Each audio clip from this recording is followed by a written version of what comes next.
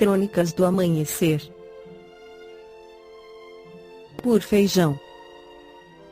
Centro Espírita Allan Kardec de Balneário Gaivota, 6 de janeiro de 2022. Reencarnação pela ciência. 3 casos do arquivo de Ian Stevenson, parte 1. A rigorosa metodologia criada pelo pesquisador canadense-americano Ian Stevenson, professor da Universidade da Virgínia, falecido em 2007, para investigar a reencarnação é, por enquanto, a melhor maneira de abordar esse assunto sob um prisma científico.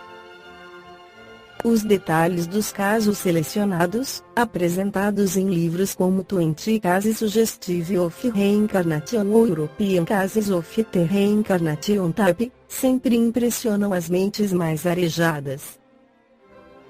Conheça a seguir o resumo de alguns deles. O singalês Sujit começou a falar sobre uma vida anterior em 1971, com menos de 2 anos de idade. Disse que se chamava Sami, fora ferroviário e vendedor de aguardente em Goracana, a cerca de 10 quilômetros de onde o menino morava. Segundo ele, certo dia, depois de uma bebedeira, Sami brigou com sua esposa, Magi, saiu para andar e morreu atropelado por um caminhão. A mãe de Sujit não deu importância à história, e ninguém da família conhecia Goracana. Mas o caso chegou a um monge budista de um templo próximo, que foi conversar com o menino. O monge extraiu 16 pontos do relato que poderiam ser verificados e confirmou quase todos.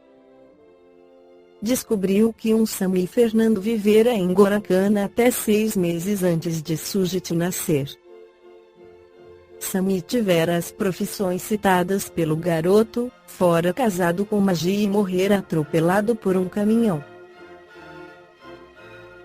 Características marcantes. Stevenson foi ao Sri Lanka entrevistar os envolvidos no caso e conseguiu confirmar 59 afirmações de Sujit sobre sua vida anterior. O pesquisador notou no menino características marcantes de Sami, como o gosto pelo canto, a propensão à violência física, uma imensa generosidade e um precoce interesse por cigarros e álcool. 2. Ravi Shankar, um garoto indiano sem parentesco com o famoso sitarista, começou a discorrer sobre sua vida passada também por volta dos 2 anos de idade, em 1953. Ele disse que antes morava num distrito vizinho, descreveu seus brinquedos: um elefante de madeira, uma pistola, uma bola e um anel que guardava numa cômoda. Contou que o pai era barbeiro e deu seu nome. Depois, afirmou que fora assassinado, identificou os criminosos por nome e profissão e forneceu detalhes da morte: esfaqueado enquanto comia goiabas. Quando o menino completou 4 anos, sua família foi visitada por um homem que ouvira falar do caso. Ele lhes disse que seu filho de 6 anos fora assassinado 6 meses antes do nascimento de Ravi, nas circunstâncias descritas pelo garoto. Marca de nascença. Stevenson foi à Índia investigar a história em 1964. Ravi já estava então com 13 anos, mas o pesquisador descobriu que um professor havia anotado os relatos do garoto quando ele tinha 5 anos.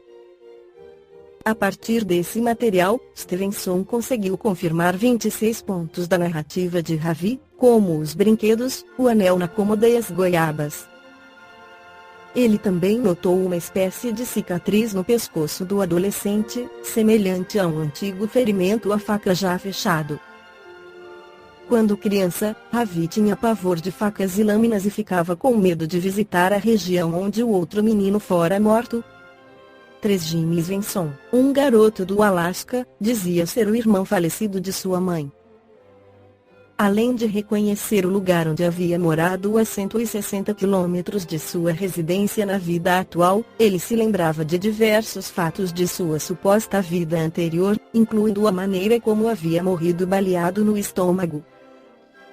Stevenson constatou que o comportamento do menino se assemelhava ao do tio assassinado, e uma marca de nascença de Jimmy combinava exatamente com o local onde o projétil penetrara no corpo do tio. Um dos pontos fundamentais da doutrina espírita é a reencarnação, como afirmam os espíritos Allan Kardec no Livro dos Espíritos, pergunta 166. Como pode a alma, que não alcançou a perfeição durante a vida corpórea, acabar de depurar-se? Sofrendo a prova de uma nova existência, como realiza essa nova existência? Será pela sua transformação como espírito?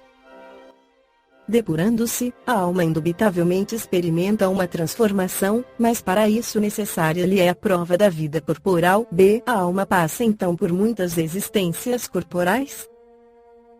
Sim, todos contamos muitas existências. Os que dizem o contrário pretendem manter-vos na ignorância em que eles próprios se encontram. Esse o desejo deles se parece resultar desse princípio que a alma, depois de haver deixado um corpo, toma outro, ou, então, que reencarna em novo corpo. É assim que se deve entender?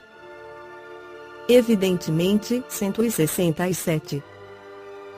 Qual o fim objetivado com a reencarnação? Expiação, melhoramento progressivo da humanidade.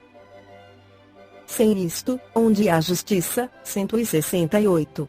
É limitado o número das existências corporais, ou o espírito reencarna perpetuamente? A cada nova existência, o espírito dá um passo para diante na senda do progresso.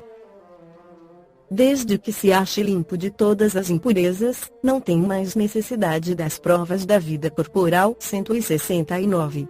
É invariável o número das encarnações para todos os espíritos? Não, aquele que caminha depressa, a muitas provas se forra.